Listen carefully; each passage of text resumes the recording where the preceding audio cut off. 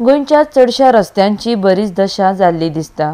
जियो कंपनीन टावर घालपाच्या कामाक लागून हे रस्ते चरी मारून खणून उडयल्यात। कॉंक्रीट रोड कटिंग मशिनां घालून रस्त्यांनी चरी मारल्या उपरांत केबल ओडपाचें काम जाता। उपरांत ह्या कंपनीचे कामगार शिमीट मारून ह्यो चरी पुरयतात। मात तांच्या ह्या कामाक लागून रस्ते खडबडीत जाल्यात। जियो कंपनी सरकारान केल्लो डांबरी रस्तो खासगी मालमत्ता फोडून उडयतात। ताका लागून रस्ते खडबडीत जातात।